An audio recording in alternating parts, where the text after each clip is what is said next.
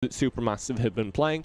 Therapy session, a little more aggressive, especially yesterday. We saw them load up their team comp with damage dealers, and I'm going to be very curious to see how that plays out, because normally if you're going full damage and then you launch into a composition that has tanky frontline, you either beat them early, snowball them out of the game in the first 10 minutes, or you slowly lose as you can't get through the frontline. Exactly. So I guess that is going to be the question for our game number 1. We mentioned and we talked about the beefy frontliners. Galio is open. So therapy session, that could be their priority pick. We've been seeing a lot of support Galio here in the tournament. And we've seen a few Gragas, but maybe we're not going to be seeing that today for the last day of the tournament. But for the damage dealer side, is the usual Ezreal, Kaisa, Corki, you know the drill. We've been seeing a lot of Orianna too, so it's all about that burst, all about that damage. Now, this is going to be the pick phase. Let's see which champion will which team prioritize. Yeah, here we go into the draft properly, finally, for these players. I do again apologize to them. And we did already see the bans out, just in case anyone didn't catch them. It is Ziggs, Wukong, Riven. It's going to be banned out here, and then Ari, Kha'Zix, and Lulu on the opposite side. So, the main focuses for me here are the tankier picks that can frontline. I'm looking at things like the Gragas, like the Galio, to be very high priority in this draft for Supermassive Blaze, and they do lock in that Galio on the first rotation. They also have a Camille, a very sturdy and kind of tanky Byron laner that can also dish out damage, can also isolate team members, maybe Diana or whoever could be the ADC for the side of the men in the red side. But yeah, for now, SMB, they will be hovering this Ezreal. For the support, will most likely again be a Galio. But actually, for therapy session, they also have a beefy frontline, which is Renekton and Braum.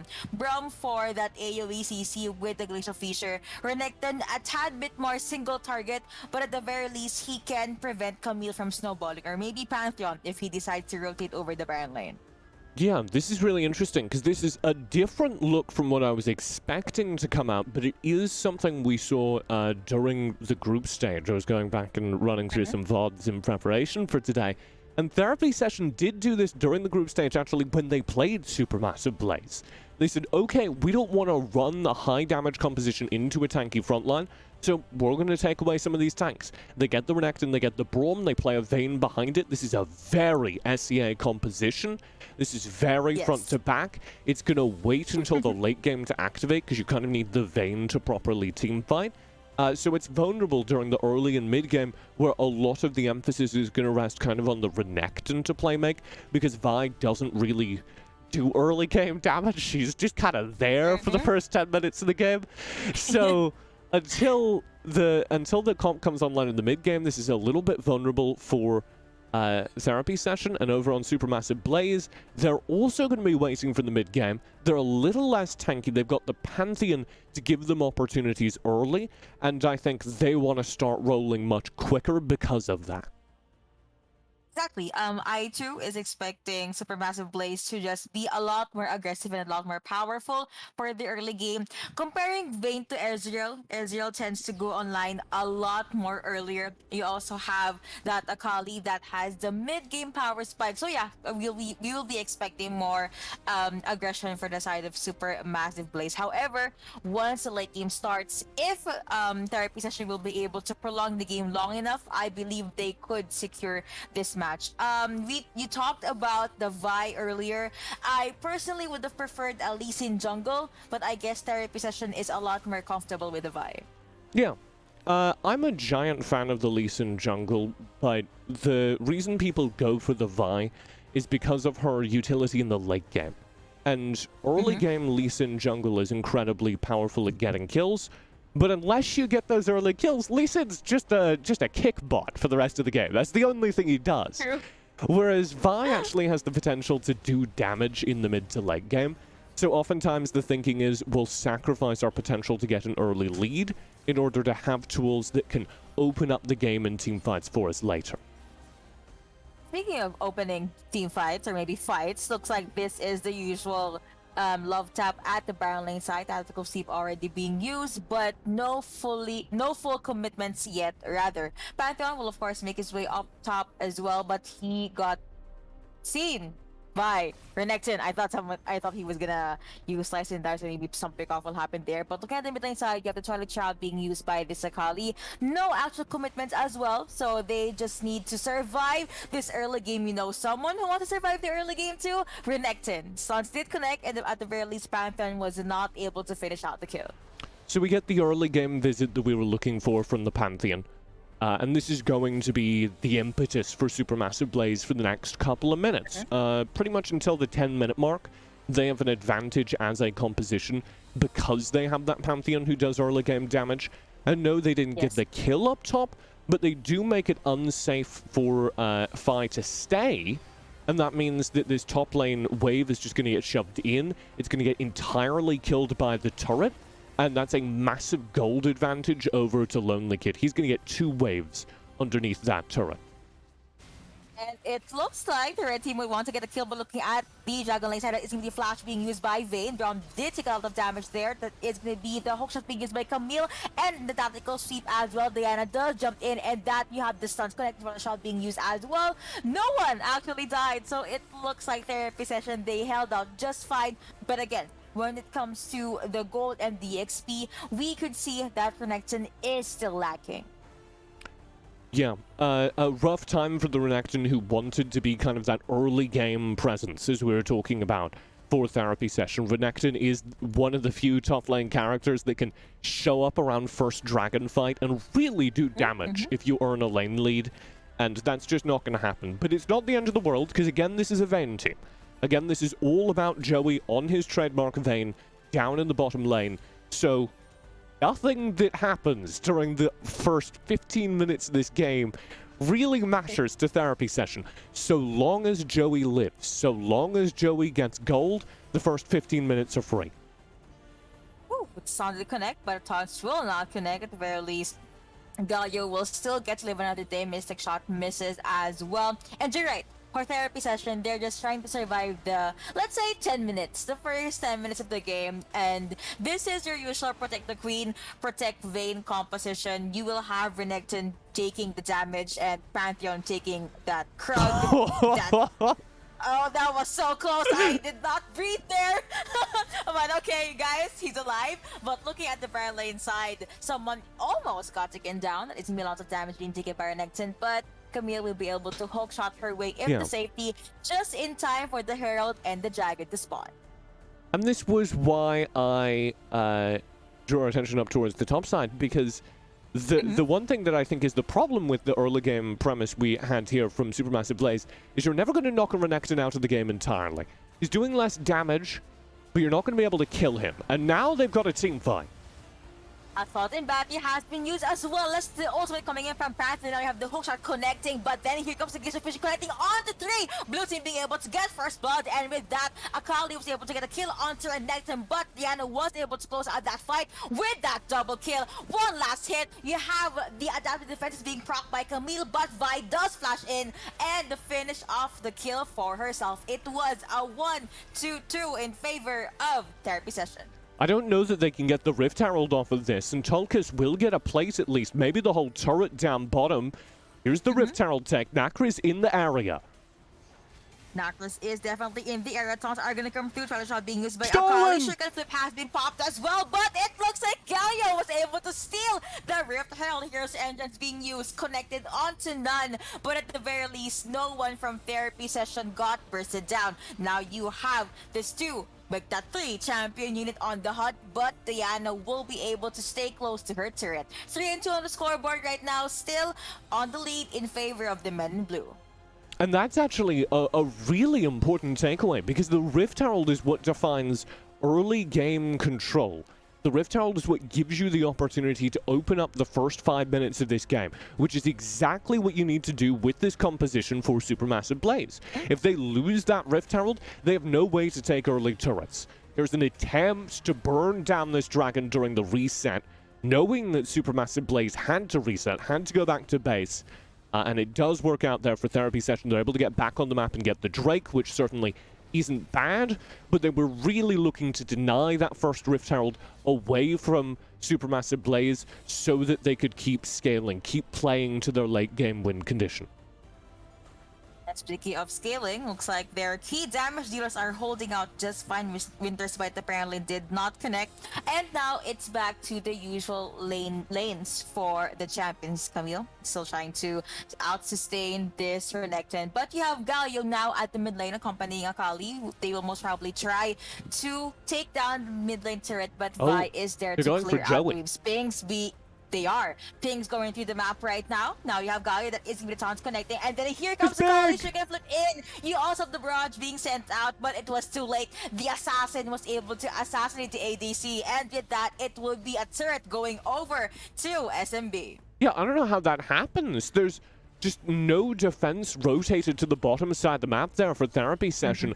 They leave Joey completely by themselves and pay the price.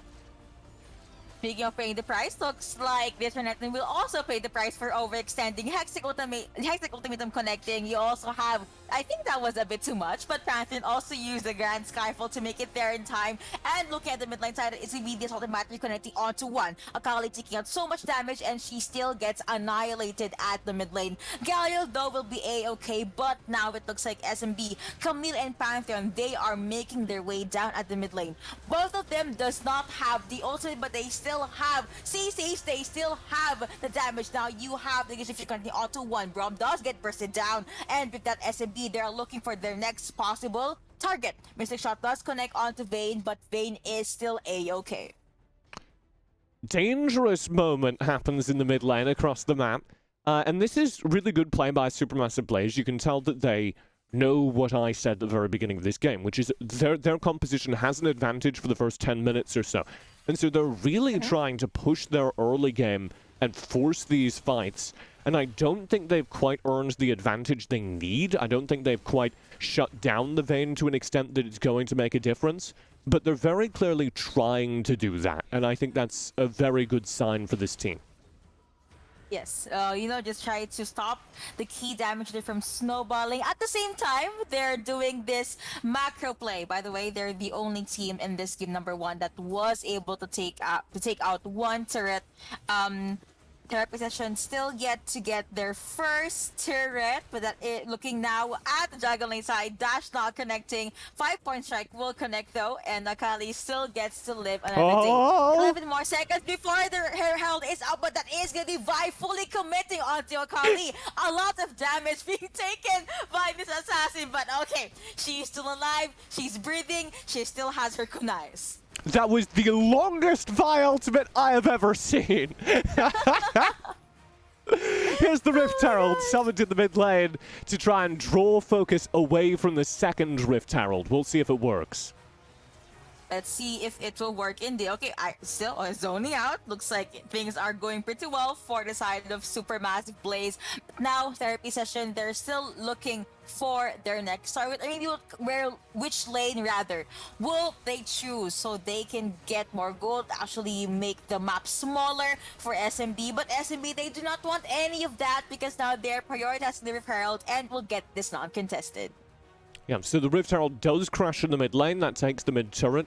And there was like kind of a weird attempt to contest it there from therapy session, but they don't manage to. They're instead sending all their resources here for the dragon. Watch out for this team fight. This could be very big. Now you have the automatic connecting onto one, but Pantheon with the Aegis Assault. Now you have the barrage being set up by Ezreal, and it will be a possible perfect opening for therapy session. But then here comes Pantheon, decides to join the party. Look at Joey indeed, but also look at Akali because she is trying to chase down this Vayne. Vayne in a tad bit too deep. Shuriken flip not connecting. No one is dying just yet, and it looks like it will be the white flag raised for SMB. I take that back because they jump straight in. Killing spree going over to Vi, able to get the kill onto Galio, but Renekton pays for that with his life. Akali also being taken down. Now, beautiful opening for Joey. Gets the double kill. Takes down the ADC. And they want more blood. Winter's Bite does connect. And you have Diana chasing down Pantheon. Pantheon will, of course, say goodbye unless he takes someone down with him. No? Okay. Vi does get the Mountain Dragon. And with that, therapy session, there they finally get a hold of the game. What a performance from Joey!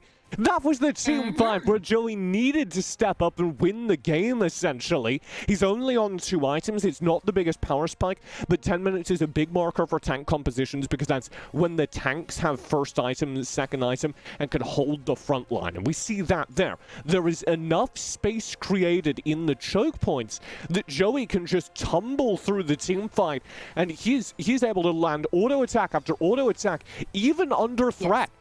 Even with the assassins diving him, and now he's huge. Now he's hard to stop. He wants more. See?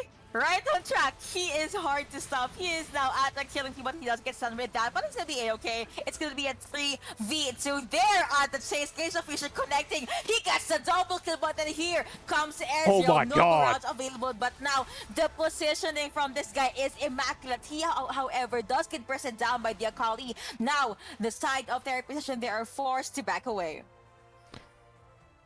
I think this game's just over. Just the entire mission of the game for Supermassive Blaze was to stop Joey from being able to do that. I'm checking my notes. He just did that. So I don't think there's a way back into this game. I think this is just going to be the Joey show from here on out. If there is going to be anything that happens in team fights, it's going to be an attempt to defend Joey versus the radical attempts to dive him. You can expect every team fight from here on to revolve around whether Bambi and Lonely Kid can get onto Joey. And if they can, then maybe there's a hope in the team fight. It actually made me think, Supermassive Blaze, yes, they can commit. I mean, you have an Akali to try and assassinate Vayne or Joey, and you also have the Hexic ultimatum that can isolate him.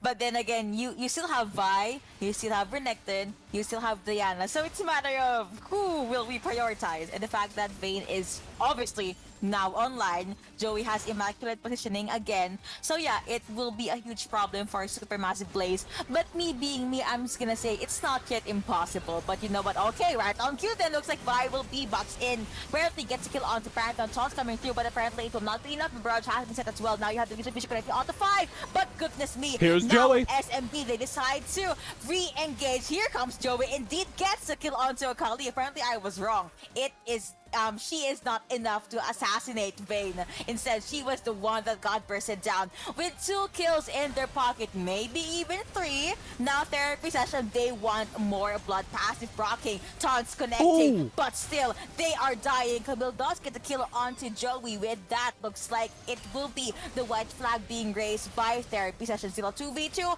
still pretty tanky, and then here comes Diana. What does is not this have fight? the ultimate though, but Vi did not die. She is okay. She is immortal. There's a barrage does miss, so they were not able to finish off the kill. It will be a hookshot trying to chase onto this Braum, but then here comes Diana, able to get the kill onto Ezreal. Now you have the ultimate being committed onto Camille. Vi is now godlike, and now you have 17-9 on the board. Almost everything in favor of therapy session. What was that fight? It was so long, man. Because they managed to assassinate or land a Galio taunt on more than anything else, guys, forcing Joey in range of the AoE taunt, and that really ended his reign of terror. Because they killed Joey, that fight is possible, right? And it's still not a win for Supermassive Blaze, but you see how they can get there. And they have a couple different characters that are going to do their late game damage. Camille, obviously, very scary in the late game, but also Galio, even with his nerf, you can expect Galio to do a pretty significant amount of damage once we get to his 3rd item or so, which is about where we're cruising towards. Even as a support, yes, it's kind of gross. Here's the Dragon tank.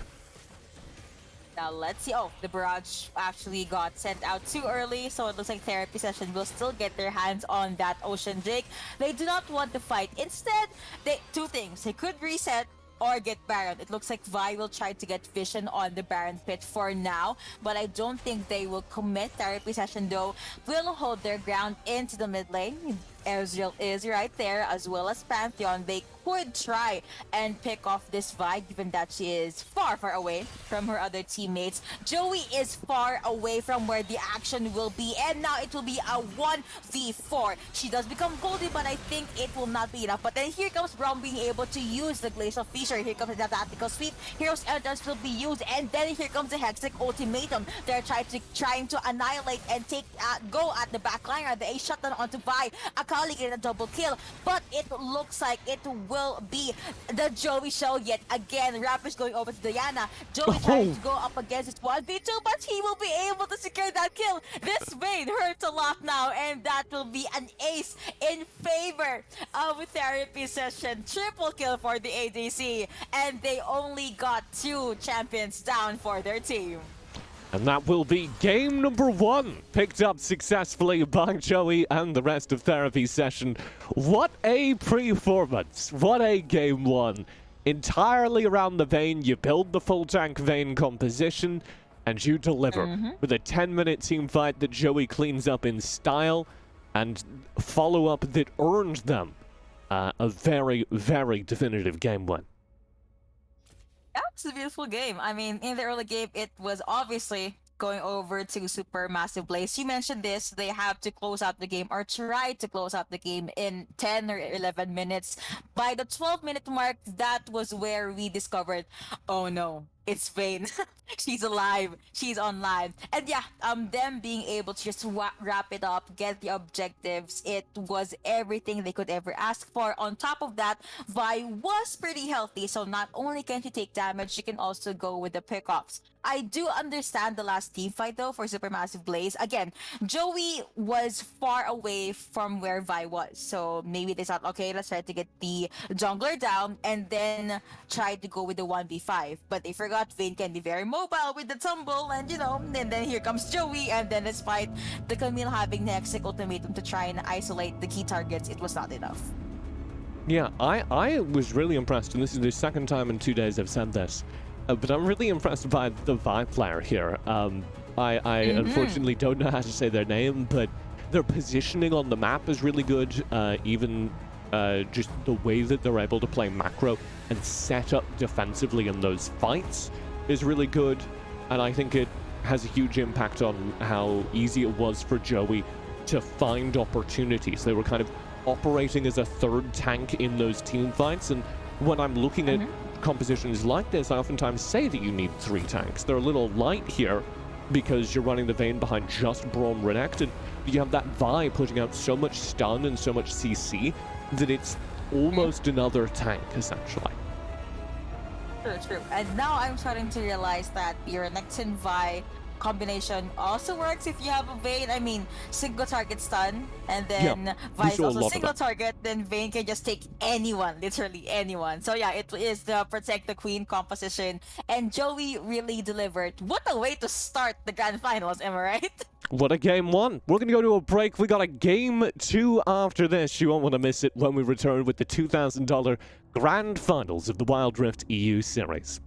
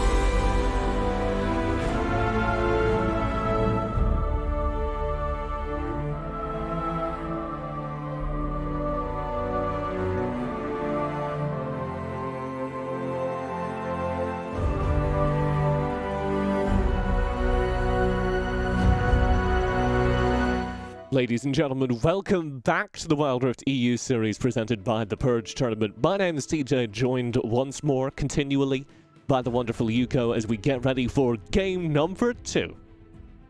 Yep, so for those who just tuned into the stream, why are you guys late? You just missed an amazing game number 1. But also, the first point actually went over to the side of therapy session with Joey's Vein pretty much on top. For anyone who just tuned in, tune back out. let's get into the bans for game number 2. This is, of course, a best of 5 grand final with the $2,000 prize pool on the line. And we've got 3 bans. We do an alternating order before we get into the draft properly. I got some critical information. I want to make sure that I set this up as something I didn't know, because I'm very dumb. But Simjo, who is very smart, reached out to me, and he's a mobile content creator and pro player, and he reached out to me and said that the Vi that's been playing so incredibly well across multiple days of this tournament over on Therapy Session is 07, who is one of the top players in Arena of Valor. So I'm really excited to know that. I'm really thankful that I got past that information. And then apparently the mid laner is Yamit, who also played AoV. Oh, thank you so much to the viewers that gave us information. Now we know why they have really good mobile MOBA skills. And now let's transition over to game number 2. I do not expect much changes for the bans. However, we could be seeing a different different lineup for game number 2. Yeah, Therapy Session will still have the same ban, Supermassive Blaze. It looks like they will also have the same bans. No, okay, it's not a Lulu anymore. Instead, they will ban out the Diana, which means the unkillable composition Lulu plus Olaf is up for grabs if any of the teams want this. Yeah, I like the idea of running a Diana into the composition we saw last game, because it works very well as kind of frontline CC, which is what you need. That's why Diana is pretty popular in Southeast Asia, where there are a lot of front-to-back teams. So, going into the rest of the series, I think it's cool that you ban out Diana, but frankly, it wouldn't have been top of my list. If you're dealing with a team that's got a really good front-to-back composition, the things you should be targeting are the Vayne and the tanks that make up the front line. Because the number of tanks in Wild Rift that are actually viable is really low, frankly. There's like really 5. So, if you ban out 3 of those tanks, you pick 1 or 2 of them away, that composition just doesn't exist anymore. So I would be much more interested to see the focus shift that way if you're trying to undo their composition than taking away like the Diana, because I don't think that was a huge part. I mean, you could also have a different mid laner, a power mage mid laner for the side of Therapy Session. But yeah, now that the bans are already there and TJ is sipping his tea, we can now prepare for the lineup for game number 2. TJ is now in his shoutcasting mood. He's now zen. Like, he's ready for the action. Yuko? Are you tea? Yes. Yeah. What tea do you drink? This is English black tea. Do you go for caffeinated tea, or? I don't. I mostly just drink Earl Grey. That, you know what? That's like pretty close to English black tea, so I'll let it slide. You can put milk in it and it tastes good, and that's the marker for me. We're into the drafting phase. I'll try that. Not as much milk as I've put into it. This is a truly English serving of tea. It's like all of this is milk. This entire like top quarter. That's a lot. Yeah. We're out here living. That's what we're doing. You go. We're into the pick phase for game number 2. I'm looking again for a priority onto those tanks. I'm looking again for pickups of things like the Galio. We'll see if we can get that here as we start things off with a Camille first pick. Now we'll go over to the side of Therapy Session. SMB, of course, they would be very much happy to get their hands on that Galio and maybe even a jungle. No, okay, it will be a Lulu. So you already have someone at the back, an enchanter support that can go with the shield, use Wild Growth even, which most likely will go to the jungler or Galio at some point. But now Therapy Session, they are hovering over this Braum. They could get Ezreal, Kaisa, or, you know, why Fix was not broken. They could still get the Vayne. Now it will be accompanied by a Nami. Yeah, so the Vayne comes through here. I'm looking for a Twisted Fate to complete this composition, because you have Nami, Vayne, you need more CC. And then they're looking for something like a Braum as a tank. You just need a hard front line. I think the Twisted Fate would be a very good mid laner here that would put all of the damage dealing onto Joey, but frankly, that's alright. Twisted Fate will get you through the mid-game to that point. Other than that, I suppose you could pull out something with a little more dueling potential in the mid lane. Gragas maybe works, Annie maybe works, but I'll be upset if it's not Oriana? Twisted Fate. There it is. Okay, don't worry. This team will not upset you. Right on cue, they hovered over the Twisted Fate. They will most likely lock that in alongside this Olaf. So, a therapy session, they still love to see their 5v5s. Now they have a crazy frontliner once, can get rid of all the CCs the moment he presses one button, which is the Ragnarok. Now for SMB side, their last pick will be a Pantheon, another global ultimate. So you have two global ultimates on their side. Yeah, I didn't realize. I apologize. I had a hell of a morning. I wasn't processing that the support had already been picked. So I wasn't realizing that we needed a tank jungler to complete this draft. And that would be kind of my only problem with what the therapy session have built. I think they have an incredibly good team composition, but they need like a Nunu or a Jarvan instead of the Olaf, in my opinion, just to have a little bit more frontline, just to have something that can soak up some hits at the beginning of team fights. Other than that, though, I really like what they brought to the table. You have this incredibly effective early game challenge in the Twisted Fate Nami during the early kind of mid game as they're roaming as a group. Anytime you land a gold card, you land a Nami bubble, someone's just stunned for 6 minutes, Vayne gets a kill. Easy. And Exactly. once they get to the late game, they'll be, low a little bit of damage, they'll be low a little bit of frontline, but they will have the Vayne who's reached late game, and they're going to hope that that's enough to win them the game yet again, as Joey demonstrated, is the potential to do that during game number 1.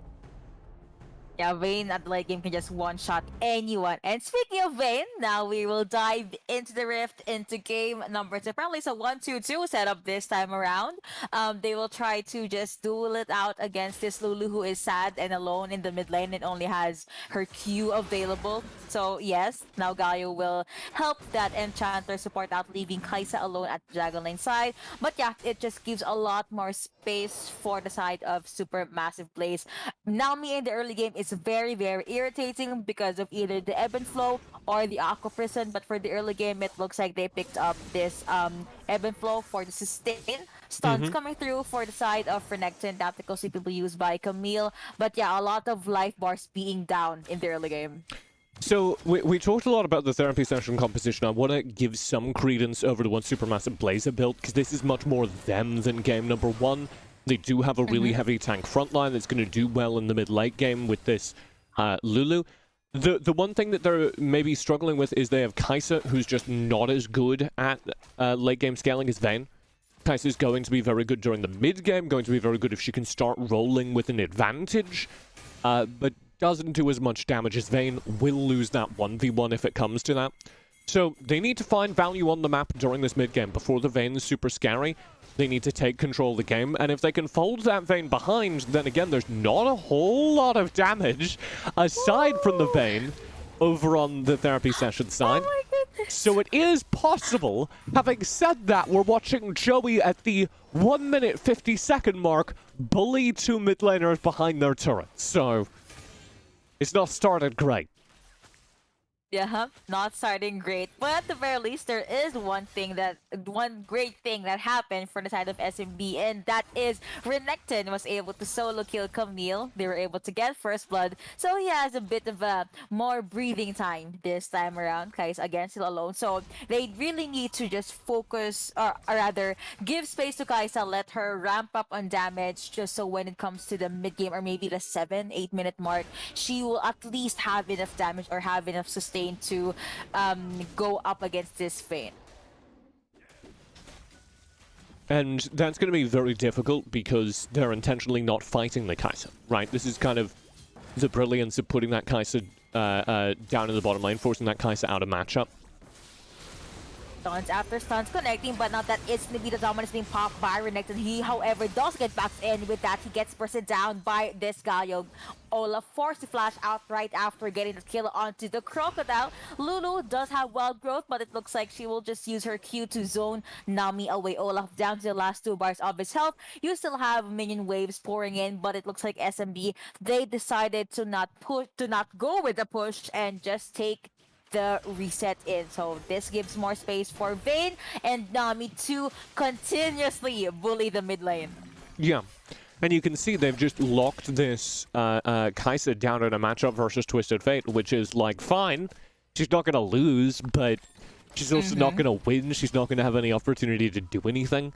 And that's a really good play for Therapy Session because it ensures that they're going to get to the mid-game without that Kai'Sa having any opportunities to get early kills to early bully the Vayne, who takes a while to get going.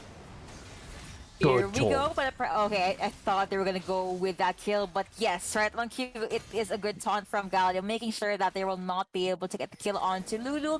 Right on cue, now we have the Rift Herald and first Drake available. It will be a Cloud Drake, and you have, okay, Lulu actually has the Rowan now. It will be a damage type support here, but it looks like Therapy Session, they'll be the ones that will have first dibs on the dragon. Tad bit too close for comfort. Pankton popping that ultimate, but apparently was too late to the party. The only thing they got was not a dragon, instead it was a Rift Scuttler. Yeah, and I was really kind of looking for Supermassive Blaze to accept that loss and turn onto the Rift Herald, and instead they really get nothing from the exchange. They're trying to fight. They're trying to fight. Oh dear! Tidal Wave has been popped, and that was so close. Now that is not gonna connect. Where at least Joey was able to defend or protect his teammate there. SMB still was not able to convert or get any kills. The Rift Herald is still up there, still up for grabs, but it looks like these two teams, they want blood. They want to fight, just like how Renekton is fighting right now. Olaf will try to go up against this Crocodile, but does get a hit onto Galio. He does not have Ragnarok, but they will get away unscathed. So the reason why this is so focused in right now, why this is such a violent game, is because Supermassive Blaze need to fight to use what advantage they have.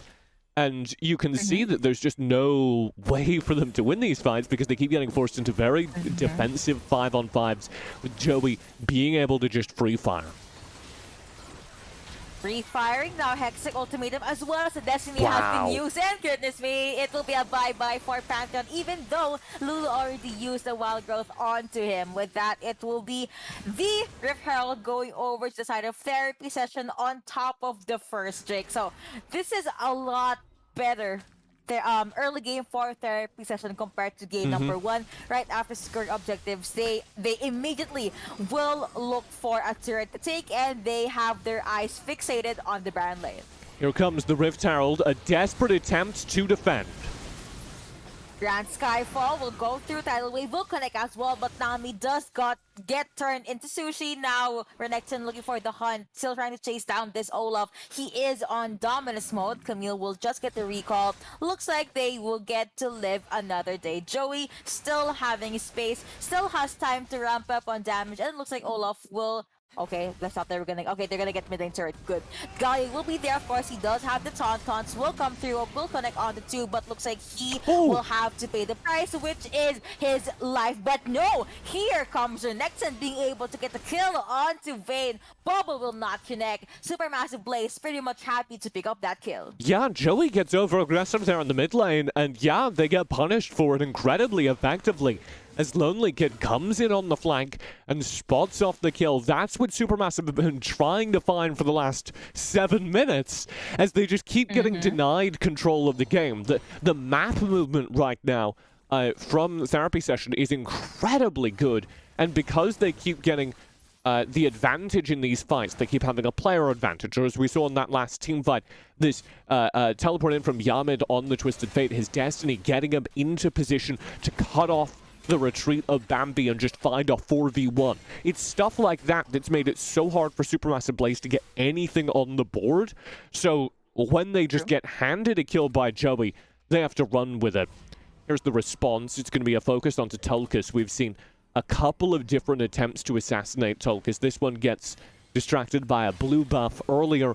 While all that fighting was happening up top, Joey also ran through this area, also tried to gank bottom lane. So you can see that they're really focused in on the Supermassive AD carry, trying to take Tulkas and knock him out of the game.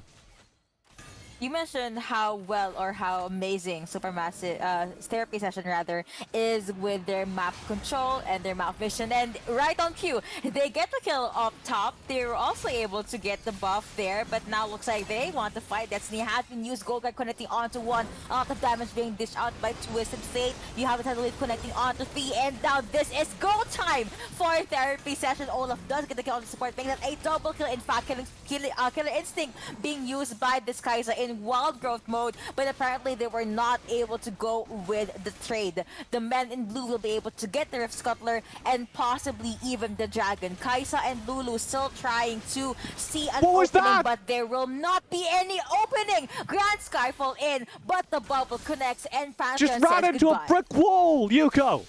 Right? Just face first into a brick wall! Boom! What was that? What are you doing? I didn't know more. What was that for?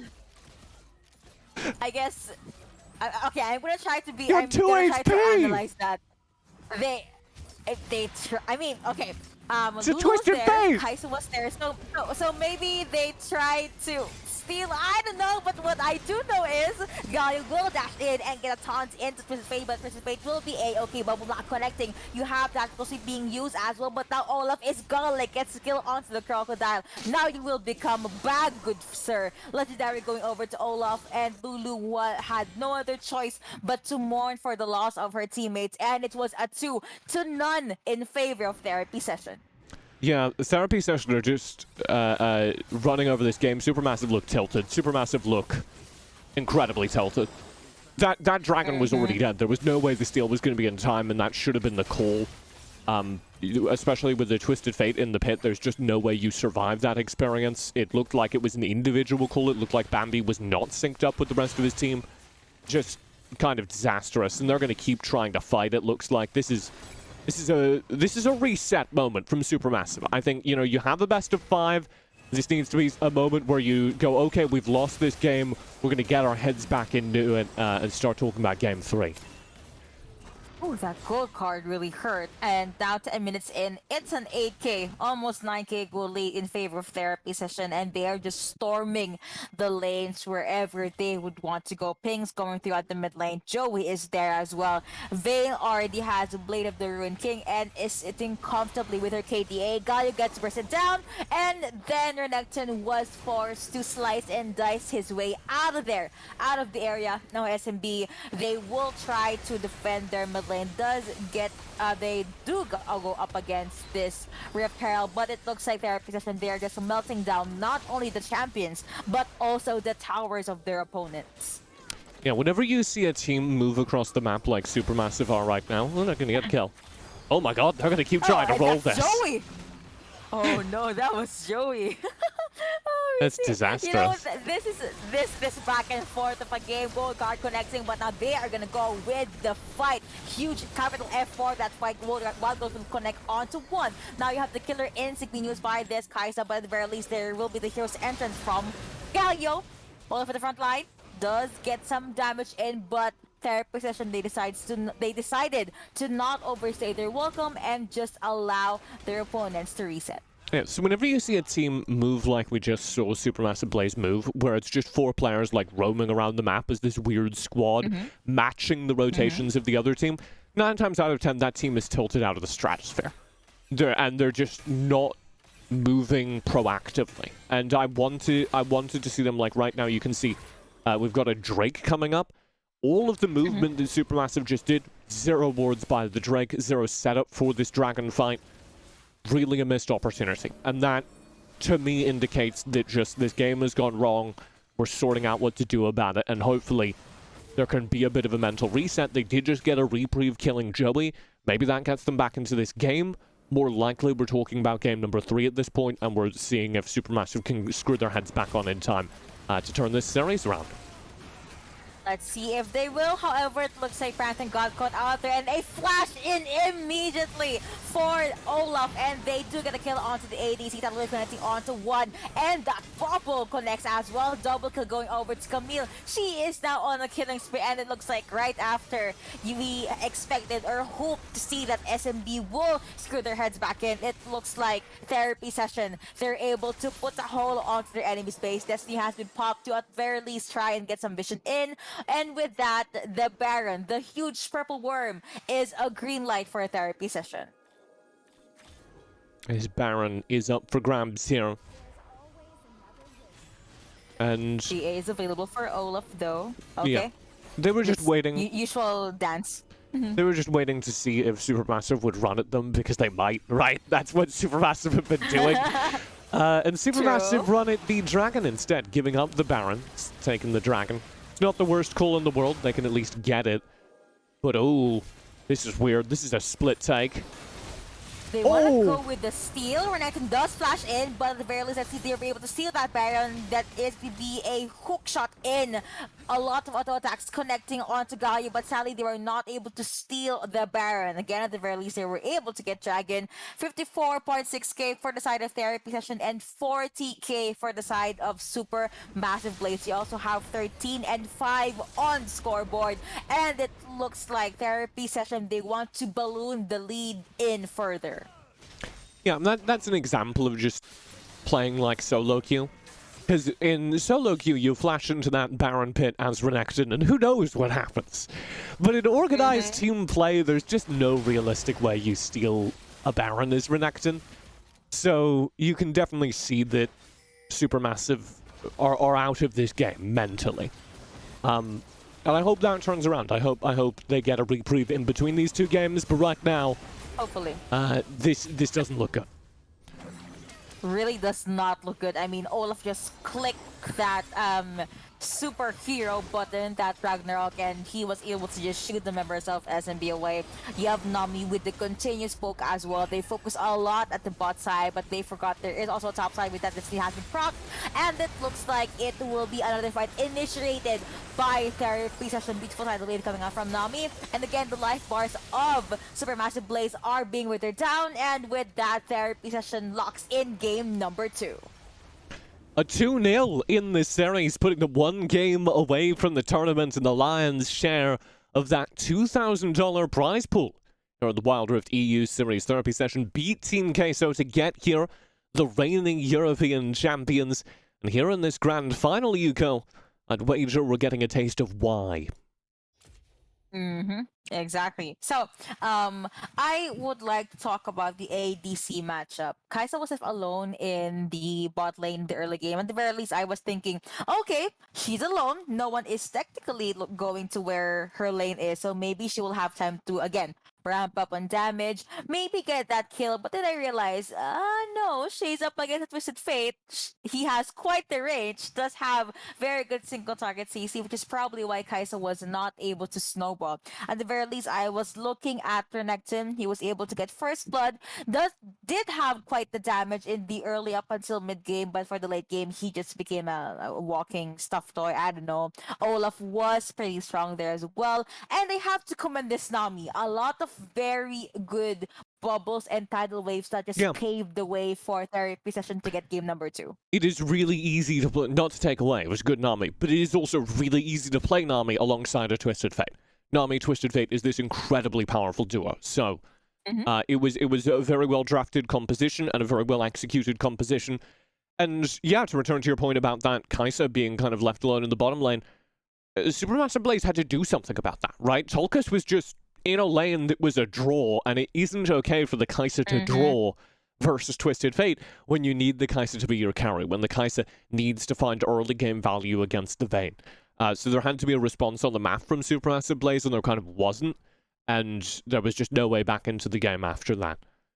So, sadly, I have a couple things that need to be sorted out. I think their macro needs to be fixed. Supermassive Blaze are getting led around the map, particularly by 07 in the jungle here for Therapy Session.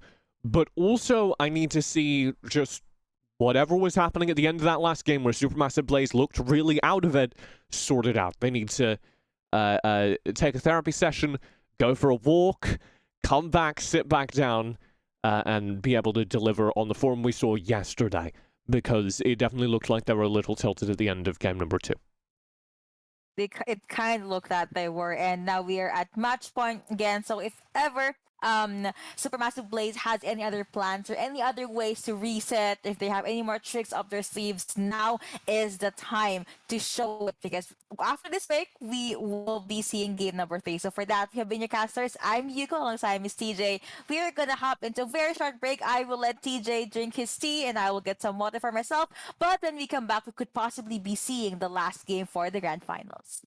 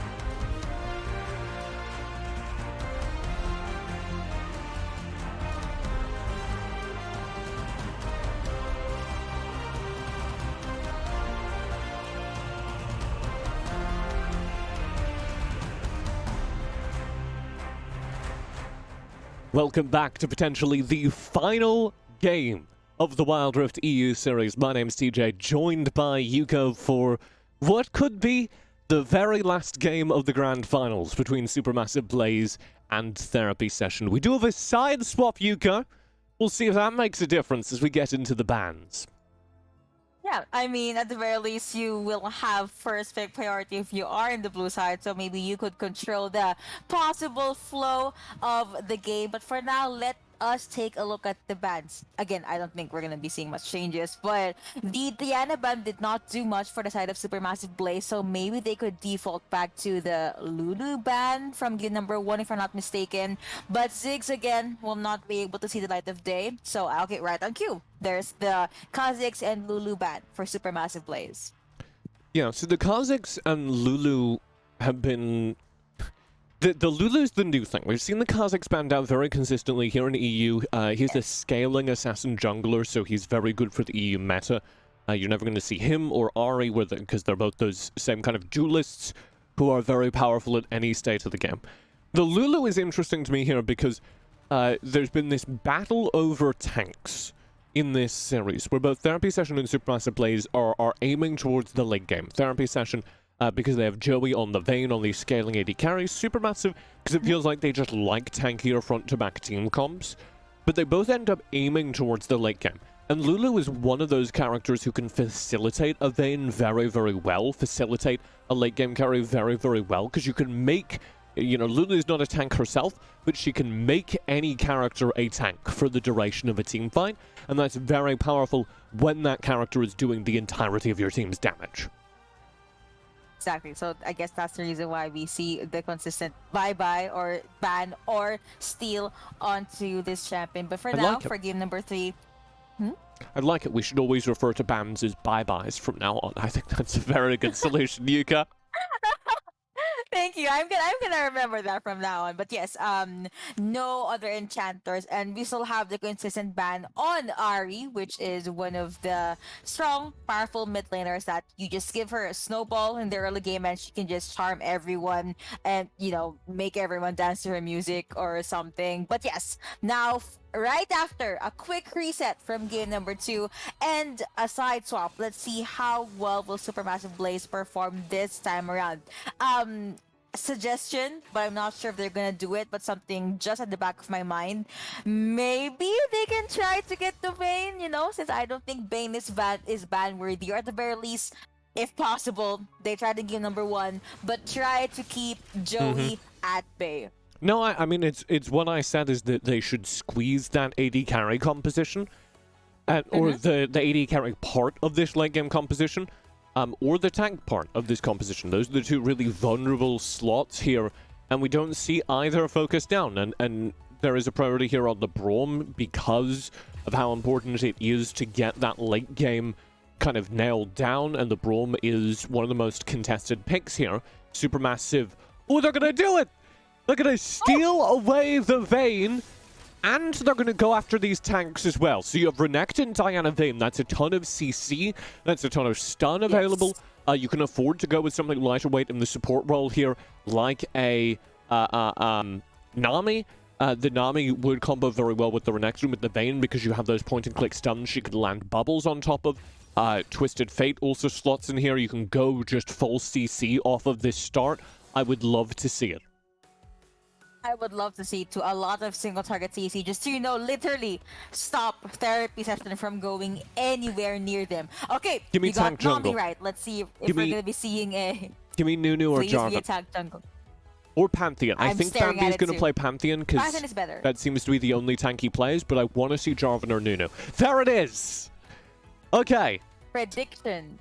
On point from TJ. All right, so talk me through about this lineup from Supermassive. Yeah, I didn't believe in him, and I apologize for that. This is the right pick for this composition, though, because Jarvan acts as kind of another tank to be in the front line, which is very important. It gives this lineup two different tanks who could hold the front line for the Vayne, but also Jarvan combos incredibly well with Vayne because of Vayne's Condemn, the Impale that pins people against the wall.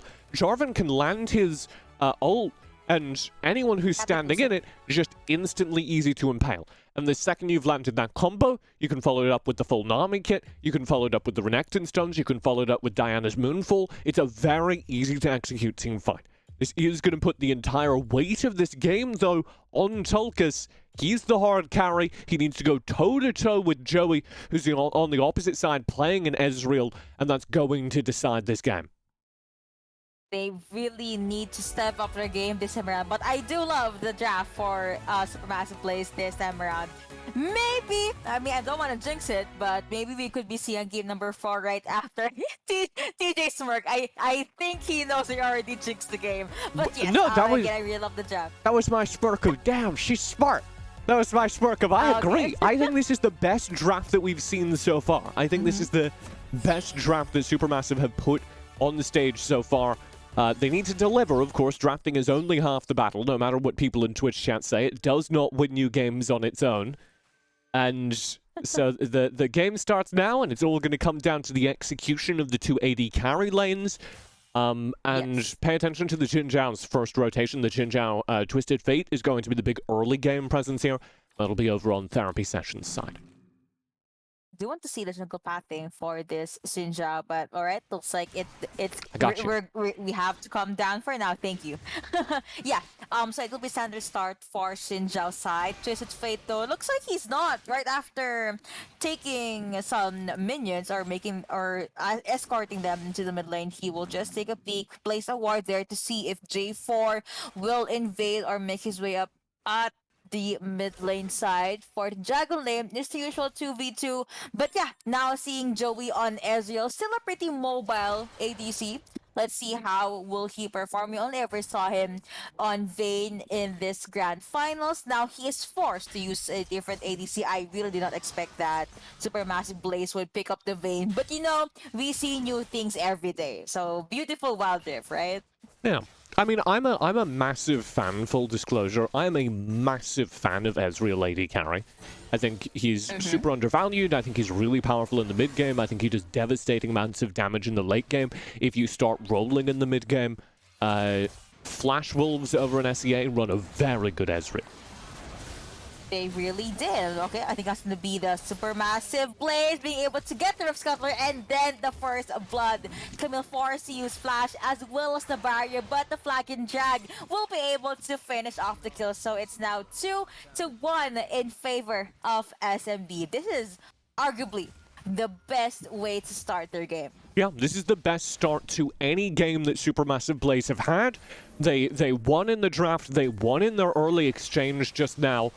This is their game to lose at this rate, because the entire goal of the rest of the team composition is to extend until Tulkas can knock down the late game on his Vayne. And with early game wins like that, it's going to be that much easier to extend the game, particularly because so much of that gold from that last fight went into Bambi's pocket, and Bambi is, of course, playing the tank Jarvan. So this is going to be a really beefy, hard-to-kill Jarvan, and that's going to provide so much more protection for Tulkas when the time comes to play these late game team fights. Looks like Israel and Braum is holding out just fine. Essence Flux apparently is like a magnet onto Vayne, so skill shots on point for Joey. J4 though is lurking at the sides, and no rotations just yet. I guess just the champions holding out their ground, but it seems like Shinja will make his way down at the Dragon Lane to maybe help out Ezreal and Braum. Yeah, both junglers shadowing this bottom lane as we're going to see early engagement. Winter's Bite not connecting, but now they're waiting for an opening, and there is the open. Like Catechism does miss, but then Giza Fisher does connect onto feed, but the kill still went over to Diana. The passive from Braum does get proc, but it's not enough to get a revenge kill. And with that, the side of Therapy Session, they will have to go back to the drawing board. And here was the Supermassive Blaze that we were missing in games number 1 and 2, as they show up and correctly read the map focus.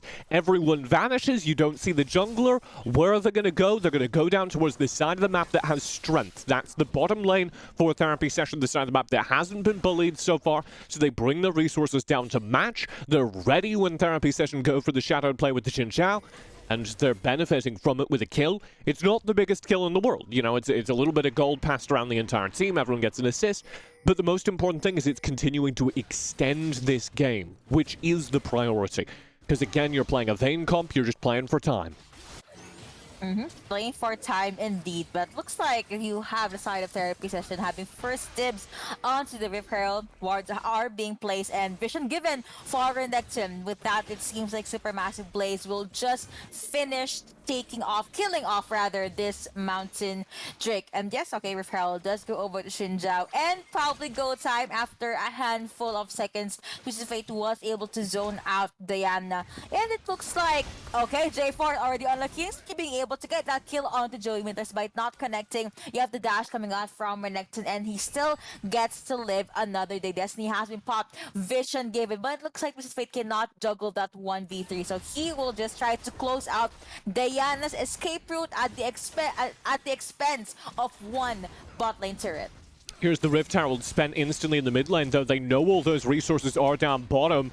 And first turret goes over to Supermassive, but Therapy Session get arguably the more important turret in that mid lane turret, which is going to make it so hard for Supermassive to contest these upcoming objectives. They're going to be fighting uphill for control of their own jungle, for control of these objectives for the rest of the game. What does matter about the first turret break, though, is that it happened down in the bottom lane. So that's a massive gold injection passed over towards the Vayne. You see her sitting right now at around 4.5k. That's a sizable several hundred gold advantage over Joey Kangs, who did get killed off screen during that exchange. I apologize, there were objectives being taken. I didn't manage to catch it all. Joey did overstep in the bottom lane, did get shut down. And so there's now a pretty massive swing down in the bottom lane over to Supermassive, and I think that is going to decide the game as long as Tulkas can deliver on the Vayne late game. And I always just say that I love the way these teams would place their wards. I mean, look at the map, man. Blue and red in choke points in key areas of the map. They would want to get as much vision as they can because, again, they're playing for a late game. So they would want to get as much vision as they can. Okay. Passive already being proc, so Renekton will take a step back. Diana will join his teammates though, and Renekton says hello to these two champions from the side of Therapy Session. Got being popped. Diana decides to make a move. Now that is to be the move for connecting onto one. He got does some. Focus down onto his fate, but she was able to get the kill. Gets taken down by Xinjiao though, but now at the mid lane, Ezreal heavily focused on Nami popping that Aqua Prison, but apparently it did not connect. Now at the Baron lane side, J4 flying tidal wave! And then here comes the tidal wave coming He's out so from big! Nami, and now it's go time for the members of SMB. They'll be able to get Three! this kill, double kill. In fact, Three! make that a triple baby going over to J4. He is dominating the jungler, the tanker, the frontliner. Finally snowballs. On top of that, they get one Baron lane turret. Incredible stuff from Bambi, and you see the benefits of all of those early game kills passed into the Jarvan's pocket. You see why you run a Jarvan in a composition like this, because he can operate as that secondary tank for the team during the mid game while still doing damage, especially with the aid of a Nami. Incredibly well played by Bambi, and that does make this Supermassive's game to lose. They have a 5k gold lead and the late game locked up. It needs to be absolute heroics from here on to turn this around in order for Therapy Session to close out the series here. And can I just say that even though J4 is performing really, really well, we are still waiting for Vayne to actually step into the spotlight. You know, this Tulkas is taking his sweet time, just ramping up on damage, hook shot in, and apparently will not connect the stun onto Renekton. 11 seconds before the Rift Herald will spawn, 5 for the Drake, and J4 is already ready. He has heavy priority on the buffs. Most likely SMB once the Elder Drake starts, they would want to get that permanent buff, but it seems like Brock Watch will be able Tulkas to here. see that their enemies, will be able to get that Ocean Drake apparently non-contested, but that is with the gold card connecting. Winter's Bite connects as well, but there is no follow-up. That was very dangerous, actually, because if Tulkas had been hit by a gold card, he could have just died, and that would have been a window back into the game. Instead, they trade Dragon for Rift Herald. There's an ongoing, obviously, conversation about which is better, Rift Herald or Dragon at different game states. What's interesting to me is the best teams in China, Thunder Talk Gaming, the best teams in SEA, SBTC, agree on this, and they will always prioritize the Dragon. And Dragons are incredibly powerful in this game. An Ocean Dragon is 6% more health for the rest of the game. Like, that's just crazy.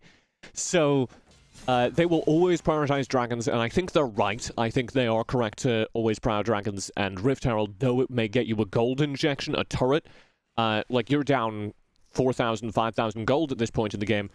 1,000, maybe 2,000 from a turret and a couple of kills isn't going to turn that around. Whereas 6% more healing is obviously massive for the entirety of the game. So I think I agree that the Dragon is more important. And in summary, I think that was pretty good for Supermassive plays. They're finally back to the game, you know. Apparently they just need one good draft, or they just need Vayne in their lineup. Tactical sweep not connecting, but looks like the side of therapy session, they will not pick any team fights nor any pickoffs just yet, unless it will be one down at the bottom lane and it will be up against this Vayne. But then the other members of SMB, they do see that happening. Rift Herald has someone down at the bot lane side. Now that is gonna be SMB focus firing onto Shelly. I do not know what animal that is. I think he's a bug for some reason, or I think it's a crab. or an insect. It's I a big don't know. crustacean. Yes, thank you for that. I'm gonna say that from now on. I think the other thing, like, obviously we were talking about the draft, and it's right, this was a very good draft from Supermassive. And it helps them, obviously, because they own the late game now, and Supermassive are a team that wants to play slow. So the fact that they can play slow and they're not going to just lose by default if they play slow has obviously improved their gameplay. But the other side of this is, like, that rotation down to catch their bottom lane pressure and to save Tulkas, that was what was going wrong in games number 1 and 2. They were not able to match the pressure across the map. In this game, there's focus down bottom, there's pressure onto Tulkas, the entire team comes down there to bail him out, knowing he's their win condition, knowing he's going to be under pressure. And that's a very, very good sign for Supermassive plays. That's the biggest difference to me, not the draft, between games 1, 2, and here in game 3, where it looks like Supermassive are punching their ticket to a series. We may be going to game number 4 if this pace continues. And they have to, you know. They really need to push through. If not, the grand finals will be a 3-0, and that's kind of stomp for the side of therapy that's session. illegal. Fun fact, we arrest them if they lose 3-0. Exactly. We will confiscate their Wildlife accounts, get skins if there's wild cores, use that to gift for ourselves, mostly to TJ, and then arrest them. I Just get kidding. their funds. The viewers out there, please You don't. bet. Jumping back to the game, just 12 minutes in though, with the Dragon up after 27 seconds. Now that it's gonna be a possible duel at top. Camille having so much damage, Destiny being popped, and now Renekton being able to use the Dominus. Barrage has been sent out, and then here comes the other members. They decide to trade the point. The catalyst being used as well. Tidal Wave being dished out from Nami. J4 now godlike, but now here comes the re-engage from SMB. Bubble connecting, Evan Flow connecting, but the damage from Ezreal also connects. Diana does get the kill onto Spade. Now you have the Archangel being used by Ezreal. Diana focus firing on Ezreal. He does use the flash, but will he be able to get out of it? Looks like that will be a no, because J4 uses a flag and drag. Vayne gets the double kill, and that was a 4-2 in favor of Supermassive Blaze. Very well played team fight by Supermassive Blaze as they hold the front lines. You see the power of having 2 tanks. Lonely Kid soaks up a ton of damage, dies pretty early, but it doesn't matter because you've got that secondary tank in the Jarvan. This is me, TJ, begging EU junglers to play more tanks in the jungle as the Jarvan holds the front line for so long there, doing a fair bit of damage, buying space, building time for Tulkas to do his own damage and to win the fight. Also, Guys hit some really sick bubbles. I don't know how he did that. He, like, flashed in to land a key bubble at one point. And I think Joey's played that really well. I think Joey's actually outplayed anyone else in that team fight mechanically. It just didn't matter because compositionally, he doesn't have the damage to burn through 2 tanks and out-damage the Vayne. Just yet. No damage just yet. So looks like another win condition for a therapy session is to prolong the game as much as they can. And again, just like game number 1 and 2, give Joey space. But it looks like this J4 will not be getting any space because he is being hunted down by Shinjao. However, J4 does have the GA. And okay, that's one turn down. Stunts connecting. Beautiful condemn coming through. Tidal wave will come through as well. But the Hexic ultimatum, the dome lands right at Vayne's face. They're doing and Baron. the damage comes right to Camille's face. And yeah, therapy session looks like they will try to get that Baron. Let's see if the Baron will go over to SMB. They will try to go with the steal, but it's not going to be enough. Instead, they would want to go with the fight. Joey decides to get away. Diana gets kill onto Shinjao. Proto Belt out for the side of the men in red. And it looks like the exhaust had been used as well. No, do not chase us. We are pretty much happy with getting the purple worm, and we would want to keep the lead going. But the turret from the mid lane will get melted down. This is... Oh, Bambi, what is this? Through the entire team! Goodness me, Bubble connecting, but it looks like Supermassive plays. They will be able to get a kill, another key kill into the mid lane. Joey does get a kill on the ADC. The SMB, they have no other choice but to back away. Barrage will be used. Destiny will be used as well. He uses Shift in. Twisted Fate cuts out the they might have lost the game! Look at the death timers! Crocodile, and it looks like the death timers are very, very high. Therapy session! Surprisingly, they were able to turn things That's around. at least an inhibitor. That one fight. That's at least an inhibitor because you still have the Baron buff. Why? If this gets shoved in properly... Oh, but they're not collecting and forcing the 4-on-3. They reset instead. Oh, tragic. I think that could have been an inhibitor if they'd forced the 4-on-3 down the mid line. Instead, they reset. I'm not sure why they didn't. I think that was their best chance. I think that's actually a huge mistake from therapy session to play defensive, because now you have 5-on-5 again, and I don't think you get another fight like that. That fight only happens because Tulkas just ate 4 turret shots to the forehead, truly boneheaded, just jumped behind the turret, didn't notice he had aggro on him, and just ate all the turret shots and died. Okay, but now they're converging. Ezreal. Hello, Shrelda's Grudge. This is it. The damage we're talking about, probably about in card connecting, but the follow-up is not here just yet. But like, at least they were able to get such a significant amount of damage onto Vayne, and they will be able to have their hands on this buff. I like the map movements from therapy session, even though they were at a deficit. They still are at a deficit, but it seems like they're still pretty much confident with taking these team fights. Yeah, so taking the Baron there is ultimately a defensive move. What it means is that they have bought themselves the time to take this Elder fight. The problem is, they did give up 3 dragons. So if Supermassive Blaze win this Elder fight, the game is just 100% over. The other problem is they're playing into a Vayne. So if Therapy Session win this Elder fight, they don't even necessarily win. Either way, it's very important they win this fight. That's their only path back into this game. And they have demonstrated they have damage on this Ezreal. So a 5-on-5 here will decide the game. It will come entirely down to teamfight mechanics here. Both teams trying to get the feel of the area. That is going to be a jumping for the side of Therapy Session. Shinjao with the ultimate. You also have down the tidal wave, but now they are gonna go all in. Goodness, the damage from Therapy Session is right there. However, Vayne gets the first kill. That's going to kill onto this Braum, but now she got a double. Camille says goodbye as well. GA being popped for the side of Therapy Session. With that, Diana jumps in, tries to get Twisted Fate rather, and now it will be a kill, a double kill, an ace going over to Supermassive Blaze. They do use literally all of their summoner spells, but I think it was worth it because it seems like they will be able to get game number 3. And that will be a clean game win. What a performance by Supermassive Blaze. And I'll say it, Yuko. Esports casters love to say it. We've got a series on our hands. We do indeed have a series here with Supermassive Blaze finally playing in their element. So I'm I'm looking forward to seeing a different version of this draft into game number 4. But for the side of therapy session, they held out pretty well. It came to a point that Joey is still technically a threat in the map, but Tulkas was just pretty much ahead with that scary 7-1-3. By the way, oof, so much damage. But yeah, I Wow, would Joey like did to so run well. back on what you said earlier. The fact that therapy session did not push that mid lane inhibitor turret.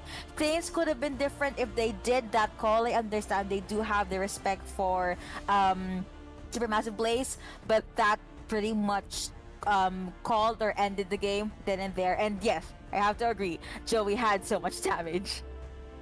Yeah. That will be... I don't... The world will never know if they win that 4v3 shove down the mid lane. But, like, Tulkas was dead. That was the best chance they were going to get, in my opinion. And I understand they were low. I understand a whole bunch of cooldowns had been burned. I get the impetus for therapy session to reset there.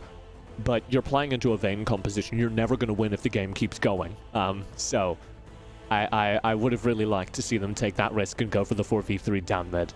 Try and break an inhib. Because if you break an inhib, then there's a different ball game happening. Instead, we go late. Joey played incredibly. I think it is worth noting he did more damage than anyone else in the game on that Ezreal. Ezreal, a very good character. Joey, an incredibly good AD carry player. And we've seen, I think, a different side of Supermassive Blaze. One that's capable of taking over the game in macro. One that's capable of running the map. I want to see more of that Supermassive Blaze. And I want to see them draft like this again. Draft a composition that's going to win late game. If you can't get Vayne, pull out a Corki. If you can't get Corki, go maybe Jinx even. Go for things that are going to perform in the hyper late game because you're playing so slow, you're playing for these late game opportunities. If Joey gets the Vayne, you'll just lose in that late game that you're building towards. So, given that they have demonstrated an ability to play in the late game, I need to see them hold to that in our next game of this series. I'm actually expecting another a lot of single target or AoE CC from SMB for game number 4. Just, rain down on them CC. I mean, you get the CC, you get a CC, everyone gets a CC, and then we get the ace and the game. But yeah, that has been an incredible game number 3. We're gonna hop into a very, very short break, but when we come back, we will see you the action and the Jackson for game number 4.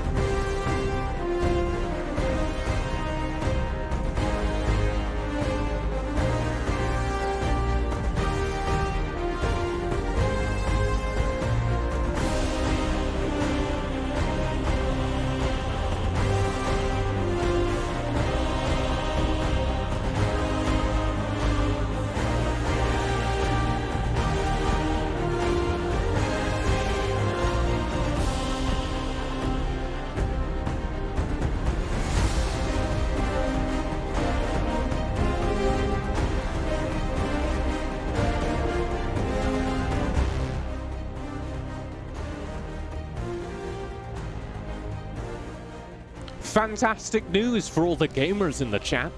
We've got some esports for you to watch. Welcome back to the grand final, the Wild Rift EU Series presented by the Purge Tournament. My name's TJ, joined by Yuko, and yes, we have gone to a game number 4 in this best of 5 grand finals as Supermassive Blaze knocked down Therapy Session in game number 3. The current score is 2-1.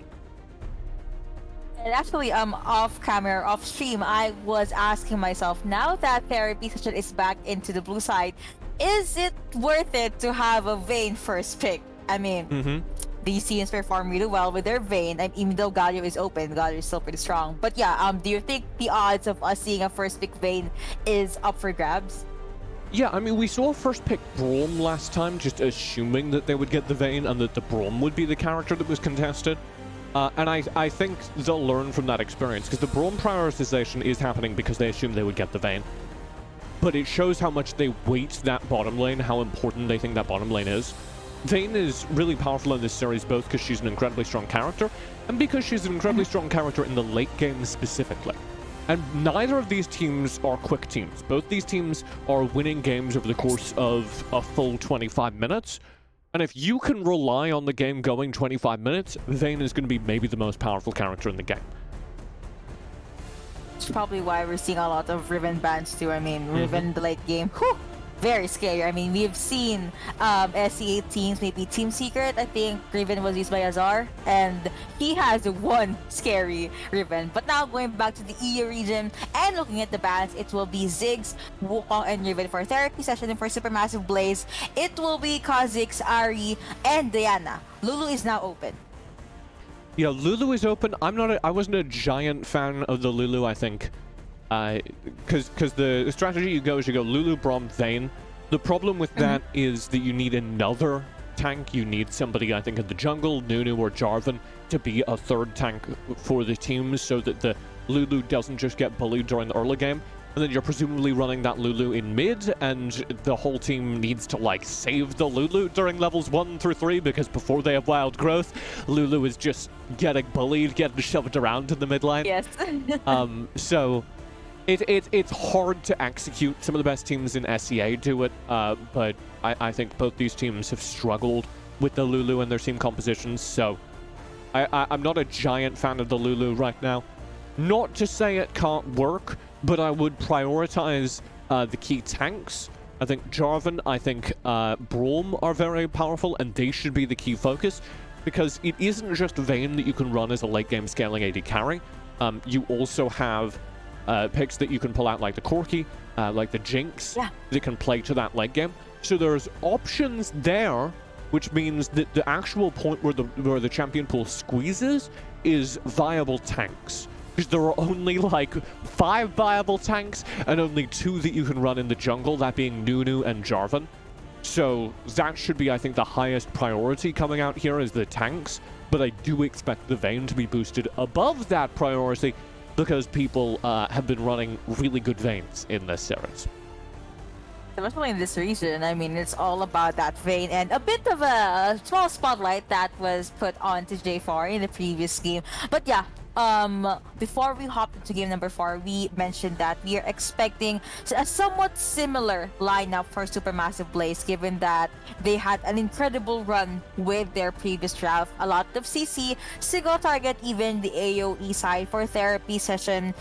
Yes, they have the Ezreal. Yes, they even have a Xin Zhao. They're still AoE, there are still modes of disengaging, but I guess they just really were not built for a full-on team fight. Not because they can't do it, but more on the fact that Supermassive Blaze, they just had the crazy lead in the early game. Yeah, and Supermassive Blaze built towards the late game for the first time this series, and every single game we've seen them play slow and stalling. So what I need to see them do in game number 3 is maybe not get a draft that can 100% win late game, but definitely get a draft they can play in late game. Because if we get a game 1 or a game 2 draft from them where they've got like a Pantheon in there, they're trying to start the game with Snowball, I just don't believe they can do that. We just haven't seen evidence of that. And I think that needs to be a key focus as we do get into the draft. For game number 4, Yuka. Yep, game number 4. I will say this again, possibly the last game of the series. But as you can see, Supermassive Blaze, they are 1 win away from pushing this to a full 5-game series. I mean, it's the grand finals, they could still do that.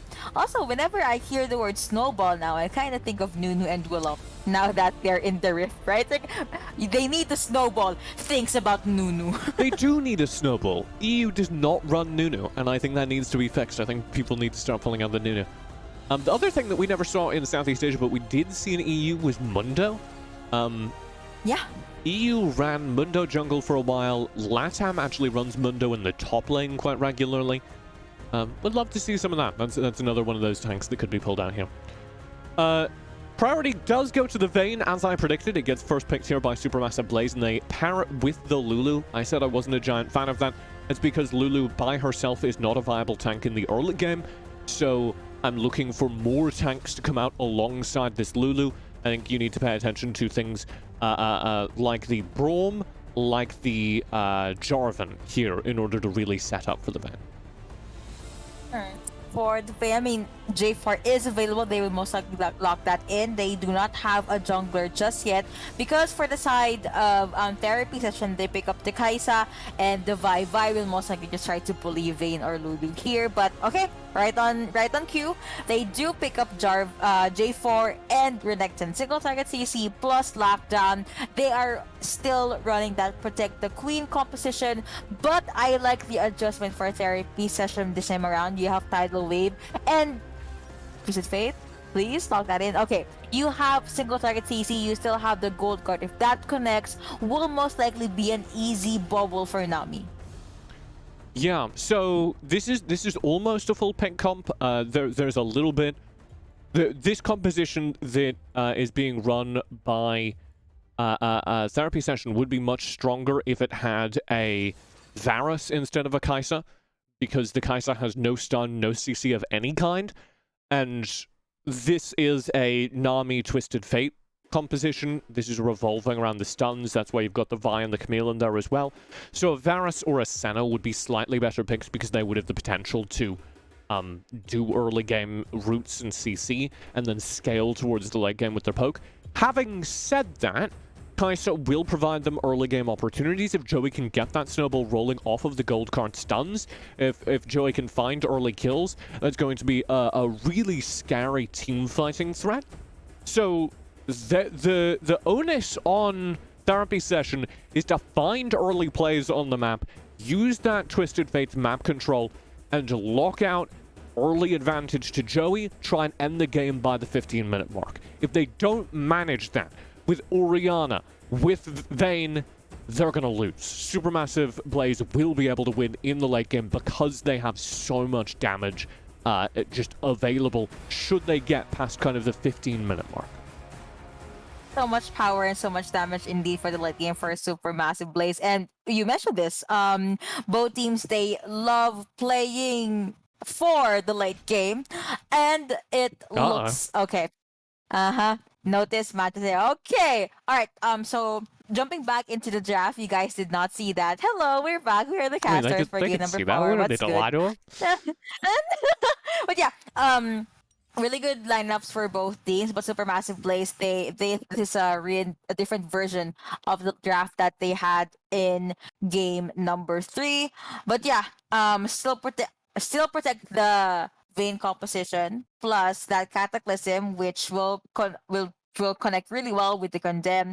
For the side of therapy session, I'm looking forward to seeing Nami and Varus. And you're right, actually, Varus could have been a better pick, which made me think I did not see much Varus in the EU region. I'll see a lot of Varus from the SEA region, though.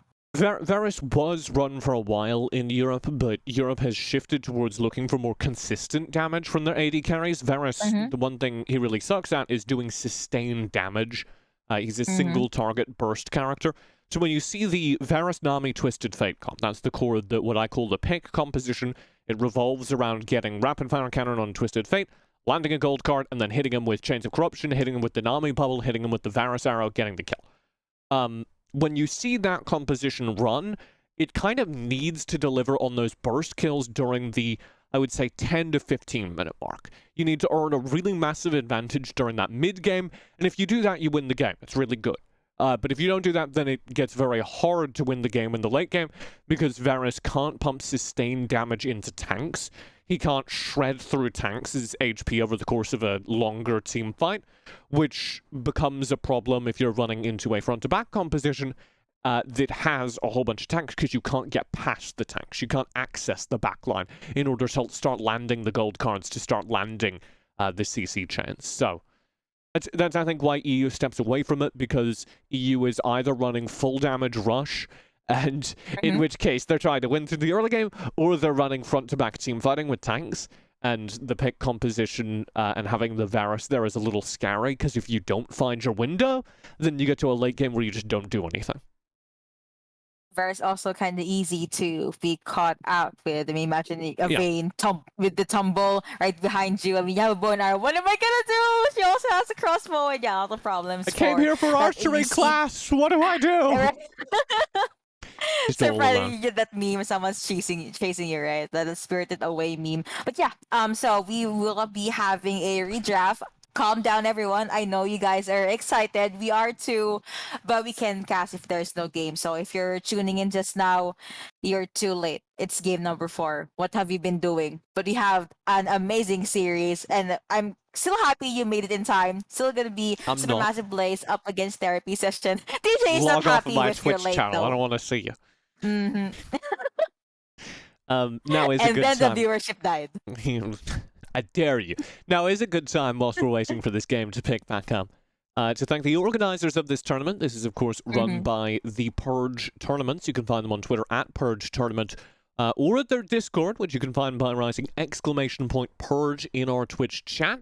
That will link you to their Discord, where you can find out more information about the tournament, more information about future tournaments, which will be coming up. You should absolutely follow them on Twitter. Join their Discord server if you're curious about the competitive scene for Wild Rift. They run weekly tournaments, and it is really cool. Now is also a time, Yuka, to talk a little bit about you, because you have been joining me. You know, this is on my Twitch channel. People know where to find me. What's your deal? Where can people find you?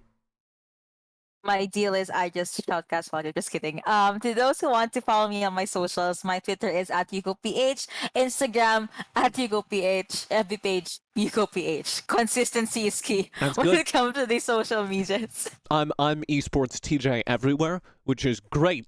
But we have the same problem, which is if you ever move out of the Philippines, or if I ever stop doing esports, we're just gonna have to delete all of our accounts. We're just ruined. I'm gonna be a digital nomad, I guess. Like, well, I'm no longer a caster. I can't use a tag anymore. I mean, imagine if I was a cashier or something. What's your Twitter? At YukoPH. Yeah, it's very scary, but we're still here, and we're still getting ready for a lot of Wild Rift tournaments still to come. And I want to maybe take a step back, Yuko, because we haven't had this conversation. I was nerding out about it with Highland the other day. But we have the Horizon tournament coming up in just a couple of weeks. How are you doing? Where's your money? What are you excited to see here? Oh no, okay. So to those who are not aware, I'm from the Philippines, and I'm so happy that Team Secret, they were the only... Right? Okay, I'm gonna flex this while there's no game yet, okay? Team Secret, they were the only PH team in the SEA Championship. So I was so happy that they were able to reach the Grand Finals, which pretty much secured their spot at the Horizon Cup. But when it comes to them winning, of course my PH heart is there. Like, yeah, Team Secret, but they would get run down by the CN teams and SBTC. So I think my money is going to be on SBTC. I don't know, you have been casting this tournament earlier. We did have Team Queso in this tournament. They actually got beat by Therapy Session. That's why they're not here in the Grand Finals. But they will be representing Europe at the Horizon Cup. How are you feeling about Team Queso? How are you feeling about EU? Okay, EU, Team Queso specifically, they have amazing macro. If I were to be nitpicky, they just need to clean some more rotations. But when it comes to the team fight, to the draft, they're squeaky clean. they have very good odds of even reaching the grand finals or semifinals for the Horizon Cup. Eh, it's pandering to your audience. I like it, Yuka. Yeah, I'm really excited. The coverage I've been doing, of course, is of SEA. I got to cast Sea Champs with Yuko. I got to cover all the way through to the grand finals where we got SBTC out as the main lead. I'm very excited for SBTC. I'm very excited for other regions to meet SBTC because they're like incredibly aggressive. If you're watching these games, you're like, man, I wish these games ended within 5 minutes. I have a team for you. SBTC are this incredibly fast, aggressive team that I think is going to take a lot of the world by surprise because nobody else is playing that way. And then you've got the Chinese teams. I've been catching up on some VODs for them over the last couple of weeks. Thunder Talk Gaming in particular are really scary. They came into the grand finals and 3-0'd an undefeated team in order to make it. So yeah, Horizon's going to be very fun. Team Queso have their work cut out for them. You know who else has their work cut out for them, Yuka? Who? Us, because we're back in this game. We remade the draft.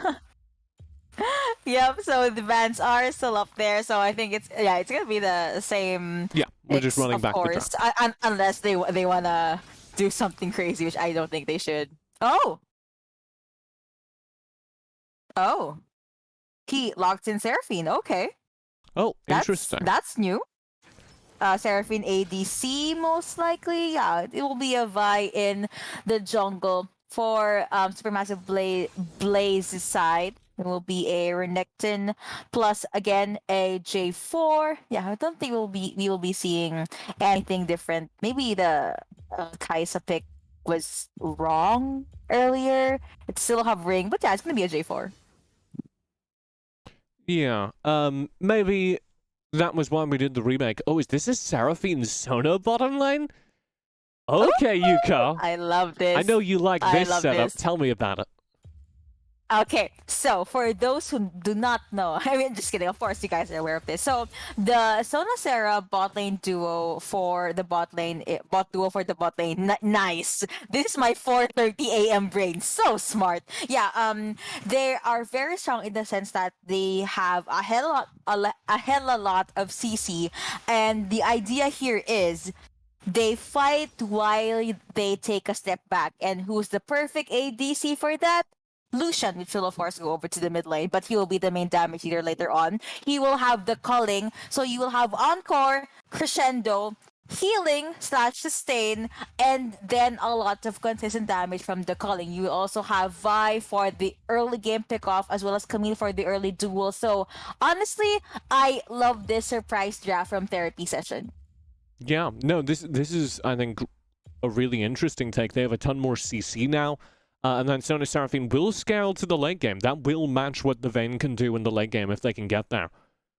So I really like that, actually. This is going to be a very fun game number 4. And I would just like to issue a correction. We were kind of hypothesizing about Varus earlier. Varus is on the list of characters that are currently bugged and not up for play in this tournament. So that may have influenced why we haven't seen him so far. Explains it, right? So now we will hop into game number 4. Usual standard laning, yada pokes, getting minions, getting farms in. But now I would like to talk about Supermassive Blaze. They finally get their footing, which is just put Tulkas on this Vayne and let him do his thing. But now you have a lot of CCs to deal with. See that beat drop and that root connecting on the two. I mean, Vayne cancel tumble and get the auto attacks in. Does have quite the poke in, but the damage is not quite there. You're gonna be up against a Sona, which has her Q and can just boost up that damage. So that will be able to push Lulu and Vayne back. I can already feel it. It's gonna be an amazing game. Vayne's so short range. She just couldn't reach the wave. She's just gonna lose this entire wave. Look at all these minions dying. Look at all of this gold just dropping onto the floor. There's nothing Tulkas can do. He's so sad. Oh no. This is disastrous! He can't do it. 2v1, can't even 2v1. Oh my Lulu's God! just came out from the well, so that is a lot of the XP and gold not being secured by Vayne. And even if he tried, he has flash, but again, that's CC. Beat dropped high notes, even Sona's damage or Sona's Q is enough to stop them. See, they were able to stop Lulu, and now Lulu will take a step back. This prop J4 to go down at bot side, but I don't think he'll be able to do much. Looking at the mid lane, at least it's pretty even Steven matchup for the Lucian as well as the Twisted Fate. Vi minding her own business again will have first dibs on that Rift Scuttler.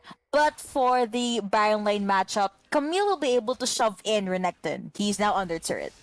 Yeah, it's been pretty good for Vi.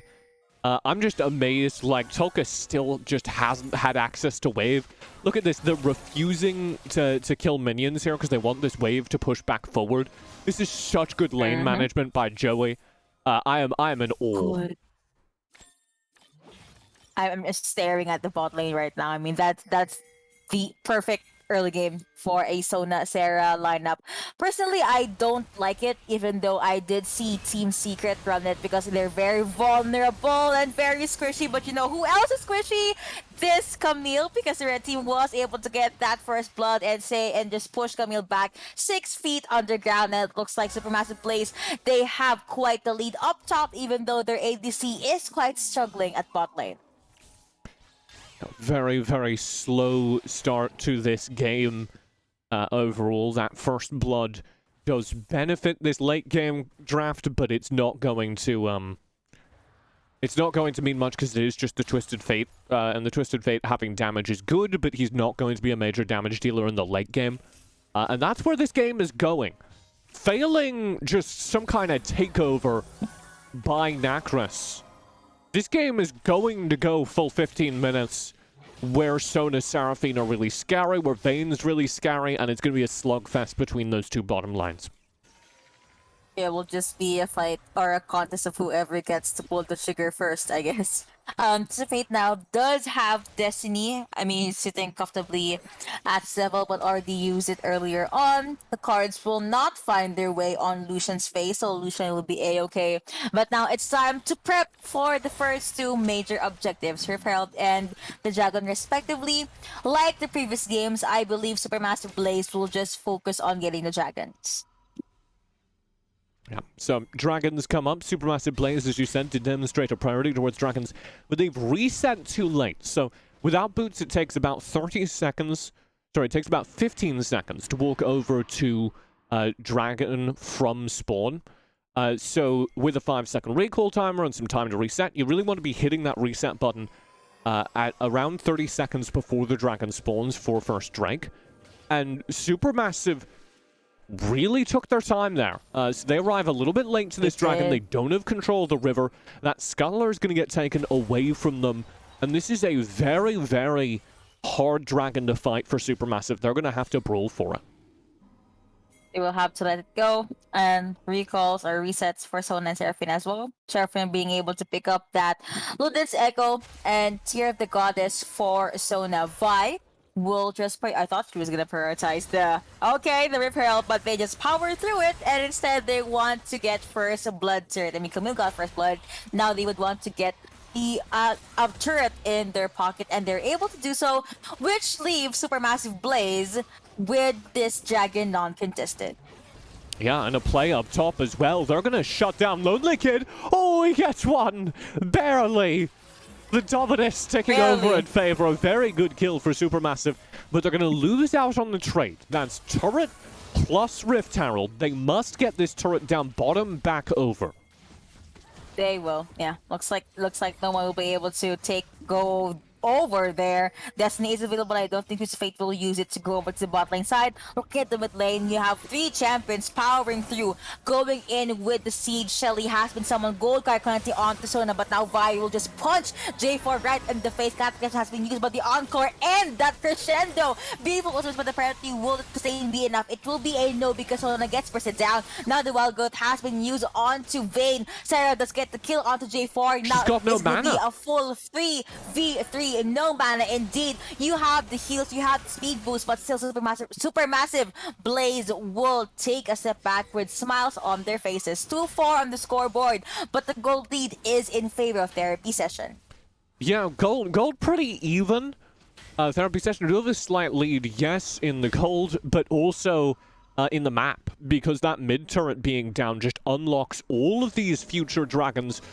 Especially this upcoming Infernal Drake is going to be very difficult for Supermassive to contest because they don't have that mid turret to protect them. They don't have automatic control of their own side of the jungle. They're going to fight for every jungle camp from here on. So Therapy Session do have an advantage right now on the map. Hook shot her way into safety. Camille gets to see another day. She's now under turret. Pablo here at the bot side. Anticipate will be able to defend the turret as well, clearing out the waves. But it looks like Therapy Session, they have heavy priority on the mid lane now, so trying to get that second outer turret, but SMB will be able to defend their lane. The calling has been used, forcing Lulu to use that flash to the side just so she will not eat that much of a damage. It's gonna be the slice and dice connecting onto one.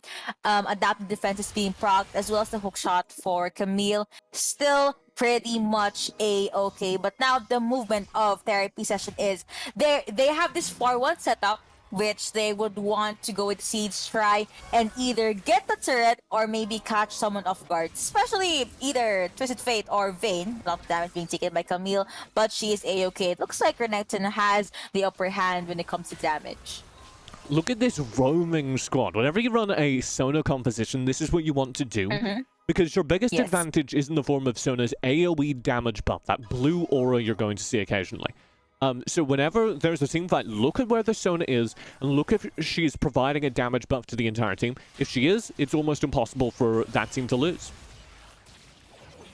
Wow, were they able to steal the buff? Okay, never mind. It's gonna be the flagging down connecting onto all of them, but the Encore finds its way into J4. Crescendo goes over to Vayne as well, but Vayne does get that wild growth, gets a kill onto Lucian, but now Bleach up connecting onto Lulu, Gold Card connecting onto Vi, but now they will just focus fire on Twisted Fate. Hex Ultimatum does find the Dome, does lock Twisted Fate in, but it was not enough to finish off the kill, so they pretty much just get away with a 1-1 trade. Twisted Fate, oh no! Vi dashes in. Twisted Fate does flash out, and the beat chop does not connect onto the champion. With 19 seconds away from the next dragon, Therapy Session, they were able to at the very least clear the wave at bot lane.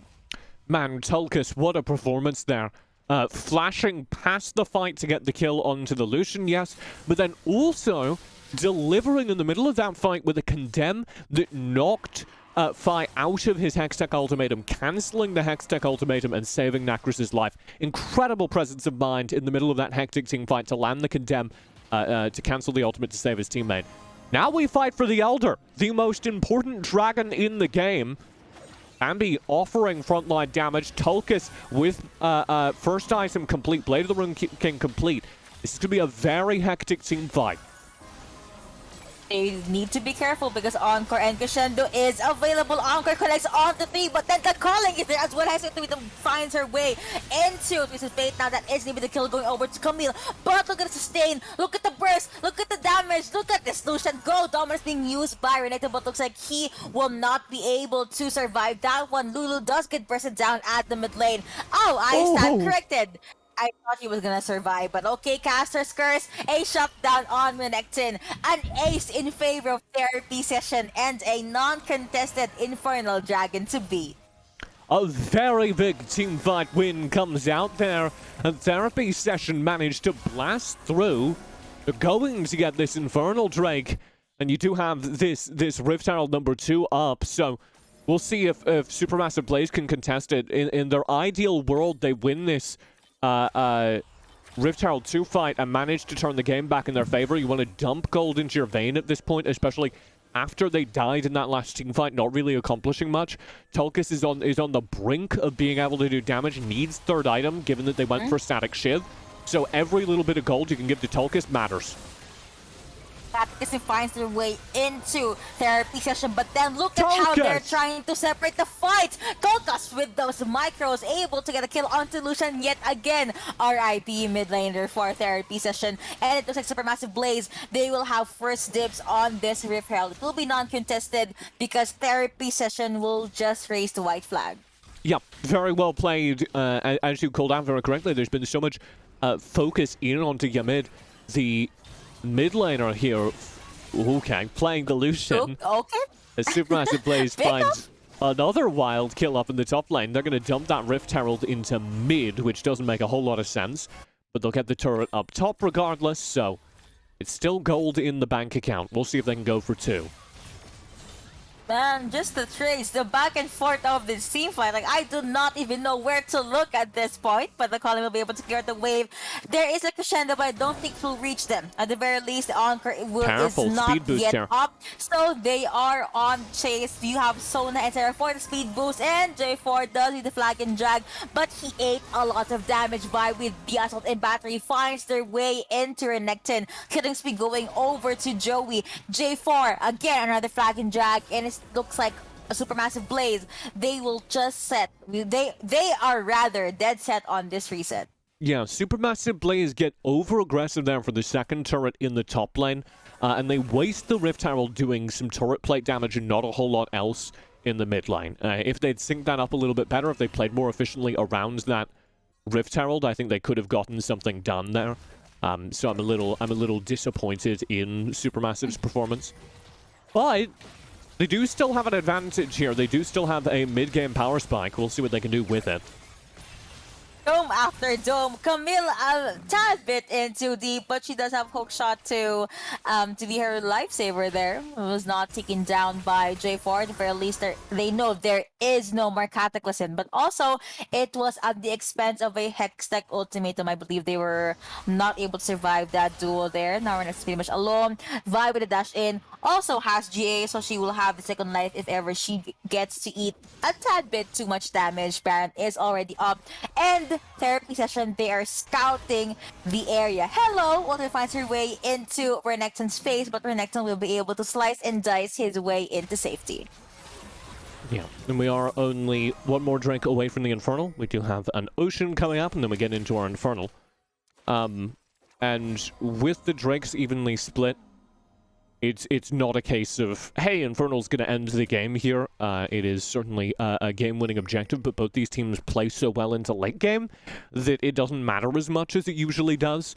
Both these teams can out-damage an Infernal, especially with split drakes, so look for who gets advantage here. Look for who gets the Ocean Drake. It is a very impactful Drake, but especially, actually, if it gets taken by the Sona team.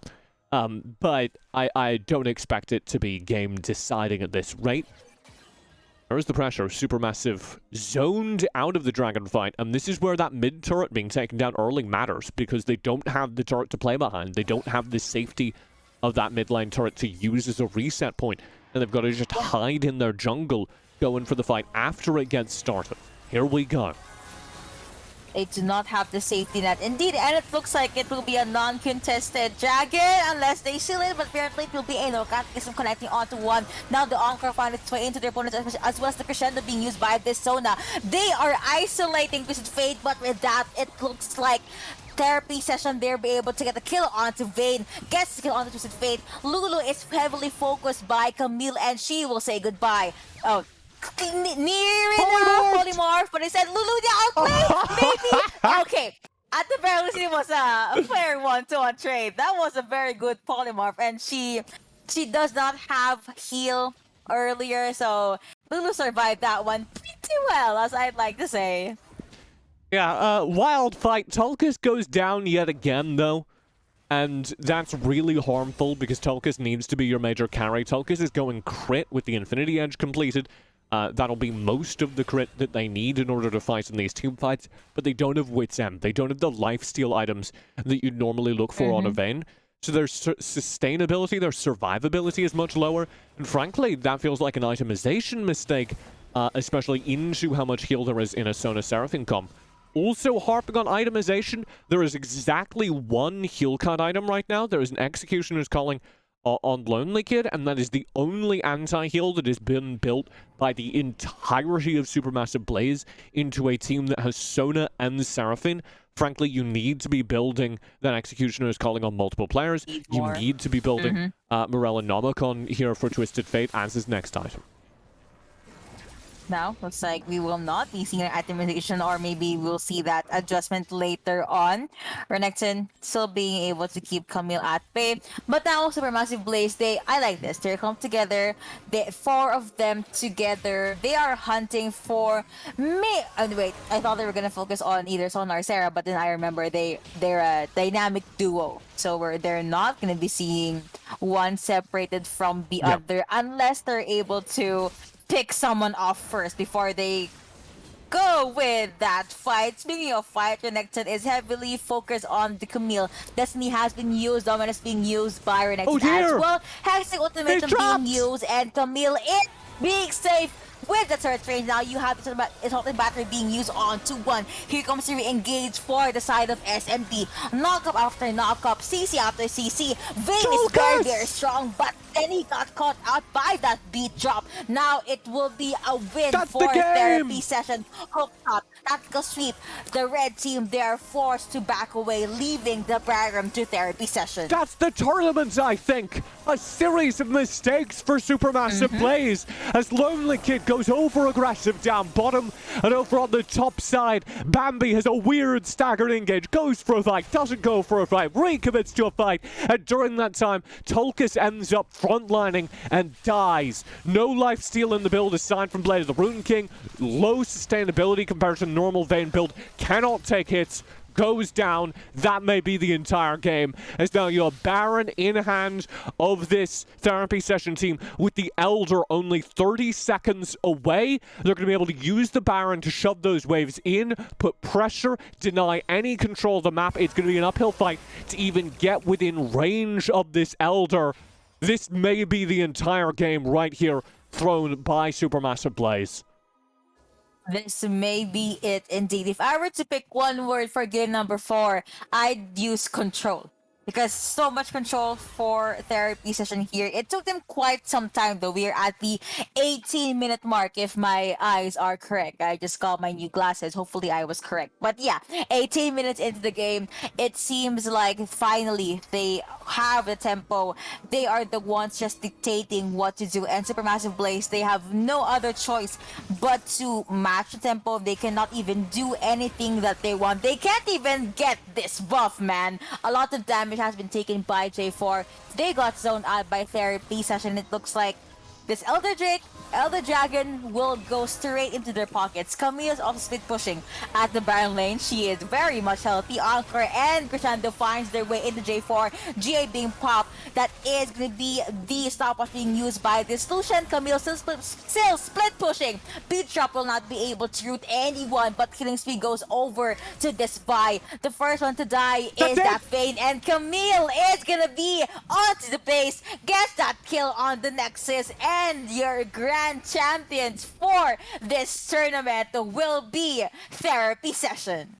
3-1, your final score as Therapy Session holds strong through a bad Game 3 to come back in Game 4, control the pace of play, benefit from a terrifying Sona Seraphine roaming squad, and they deliver on the split push, checkmating Supermassive Blaze with a Baron buff in Game number 4 to walk away as the champions of the EU series.